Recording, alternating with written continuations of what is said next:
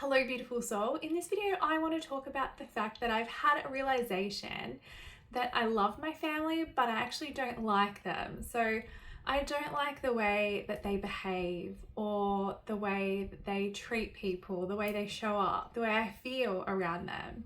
And I do want to maintain a connection with my family. However, I've come to the realization and conclusion that means that things will need to be adapted moving forward so that I can create protection around my peace, emotional safety, all of those things for myself, as well as maintaining a connection with my family. So the first thing I wanted to talk about is accepting this duality without actually feeling guilt around it. So I grew up in a dynamic where I was always told that I should be forgiving and be accommodating and all of those things because someone is a family member. So it's kind of like being told to accept poor treatment, poor behavior because they're family. And I just don't subscribe to that narrative anymore. And I refuse to fit that mold or that expectation around how I should accept poor treatment, how I should be accommodating and forgiving and show unconditional love, compassion, give my resources freely to my family despite being treated with disrespect. So it's about having the realization that I can love my family, I can want what's best for them, I can be supportive of them. However, I don't need to necessarily spend time with them. I can love them from afar. And I think that has taken the pressure off in terms of forcing myself to continue to fit somewhere and continue to show up somewhere where there's no reciprocal energy coming back to me. So that was the first thing I wanted to mention. The second thing I wanted to talk about is from that realization, I've decided what a safe distance is, and that can actually vary from person to person. And so a safe distance that allows me to maintain a level of connection, however, enough of a distance to ensure I'm emotionally safe. So that looks like fewer visits in terms of in person and like frequency. That means shorter calls, shorter phone calls. I don't really keep the conversation going. I will show up, I will answer the phone, I'll have a brief conversation generally and just allow that conversation to conclude when the other person is finished talking. It's about structured interactions, it's about shorter interactions, it's about less frequent interactions, and for some people that means only big milestone occasions. For some people that means very rarely will I see them or speak to them.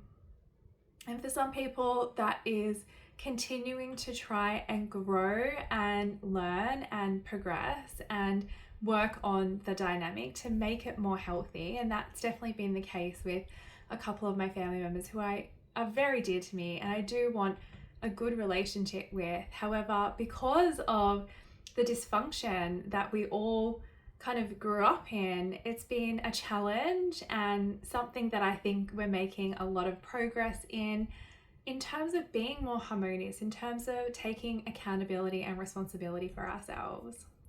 The next thing I wanted to mention is setting boundaries to protect my energy. So that means boundaries that I don't necessarily declare. Sometimes I do, depending on who it is.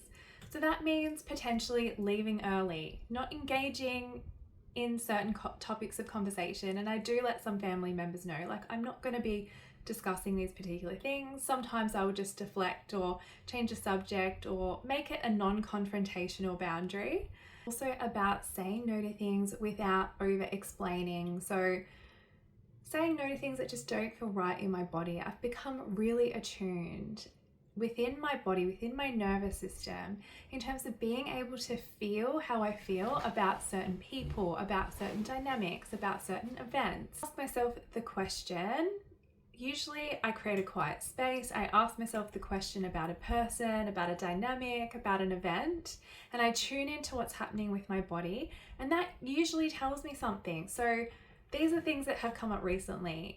If I've thought about a particular person who's, emotionally hurt me, there's a feeling of maybe disgust, a feeling of closing up, If it's about going to a family event where I know there'll be a particular family member there who is very disrespectful and cuts people down and projects their insecurities on others, that's going to feel like this bracing myself for some sort of impact, like bracing myself for some sort of confrontation or uncomfortable emotional experience. So I think it's really important to spend the time getting to know our body's cues and actually tune into ourselves whenever we are thinking about attending something, or whether we have capacity or we want to even put ourselves in that situation in the first place.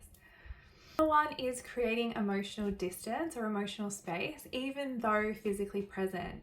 So that means for me, keeping things very superficial, not really going too deeply in terms of what's going on for me, in terms of my challenges, in terms of experiences, in terms of what I'm working on, things I'm manifesting. Like, I don't really get into those things because I want to protect them. I want to protect myself. And when we're in environments and around particular people who aren't necessarily respectful, who do have their own wounding and do tend to project that onto other people, it's self-preservation, I think, is really the key, and it's the most important thing. And protecting ourselves is, in my view, way more important than maintaining or deepening a connection with someone who can't show up in a healthy way. The next thing I wanted to mention is shifting from expectation to observation.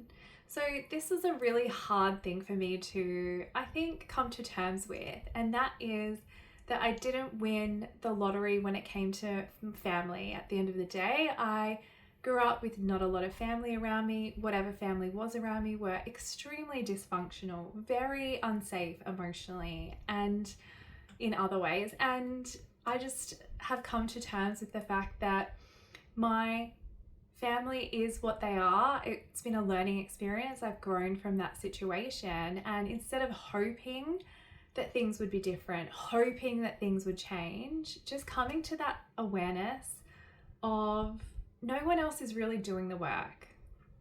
And so it's unrealistic for me to project that expectation onto other people. We can't change anyone else. And so I've just come to the terms with observing with curiosity the situation, the dynamics. I can often see people's childhood patterns and projections and triggers happening in real time. And it's more about not absorbing it, but just observing that interaction, putting internal boundaries in place, and with that understanding of, okay, that person's been triggered, their insecurities have been triggered, and that's why they're projecting that thing onto me. And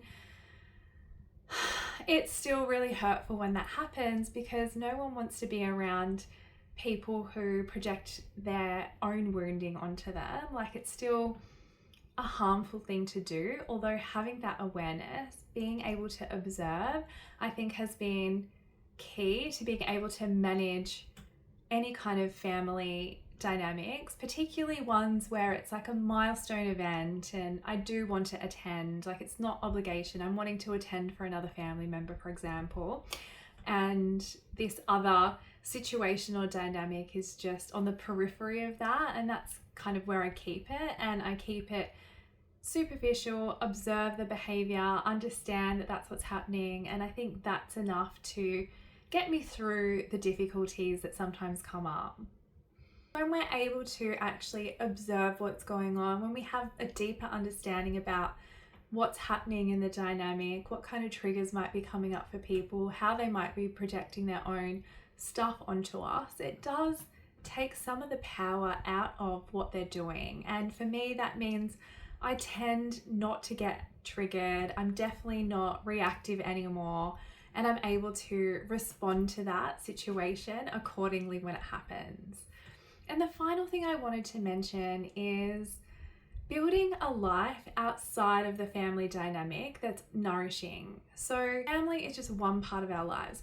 When we aim to have a life rich of experience and relationships and adventure and hobbies and all of those things that are nourishing for us, it's about taking our family away from our emotional center and adding things in that are nourishing, that are healthy for us, that are safe, that fill our cup. So that means meeting aligned people, engaging in aligned hobbies, doing things that are fun, that are playful, things that spark our curiosity, our creativity.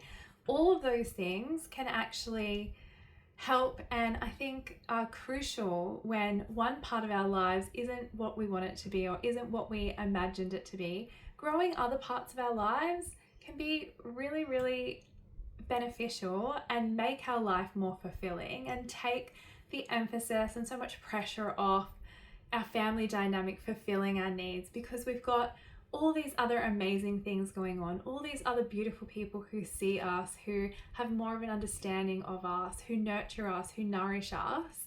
And so it takes the pressure off trying to make our family be something that it's actually not. So I really hope that this has helped someone. I love you. Bye.